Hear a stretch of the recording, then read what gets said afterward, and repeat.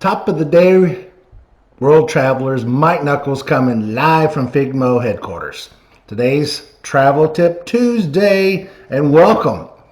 Today's topic is rental cars with your smartphone. Almost everyone I know that travels has a smartphone, and at some point during that time, they have to charge it, which is understandable, right? Because the battery won't last the entire trip. So what happens when you're in a rental car and your battery is going dead and you don't know how to get there? Because, for example, I always use Google Maps, and so as soon as I get in a rental car, if I don't have my battery fully charged, I'm not going to know where I'm going. So there's a couple of options to charge your phone inside a rental car. First of all, the first thing people do is just plug it right into the USB port. And that's where Travel Tip Tuesday comes in today, folks. I highly recommend you do not, I repeat, do not plug your phone into the USB port of a car. And here's the reason why. Today's cars have hard drives, multiple hard drives in them to store information. And a lot of times that information is communicated back to the vendor. Because, for example, all cars, almost every car on the road today has a connection via cell phone to the manufacturer, kind of like an OnStar with General Motors. But it's always on, and it's always keeping track of where you're at, so that if something happens, they know where you're at.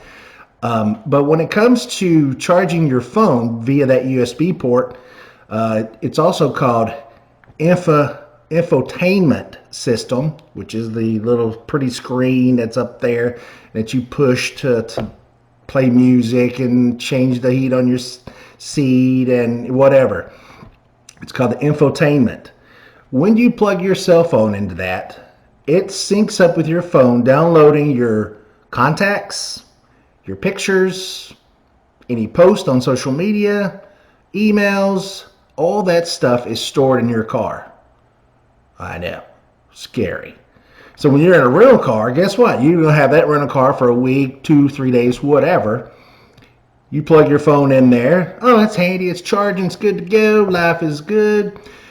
Then when you get ready to go home, guess what? The person that rents it next can see your information. Check it out next time you go. You can see sometimes it downloads some of their music.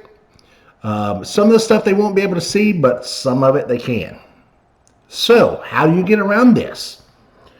One, you could have one of these little handy dandy little chargers, little battery pack chargers that you take with you.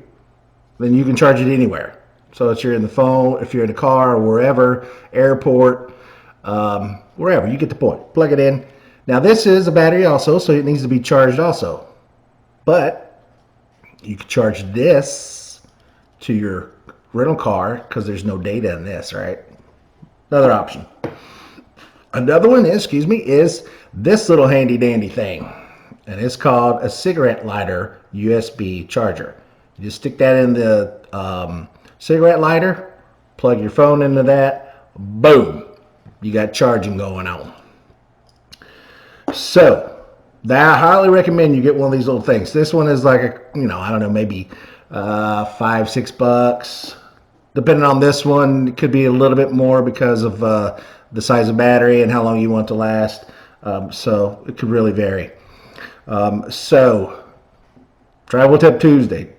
Do not charge your smartphone in a rental car because they will get your information.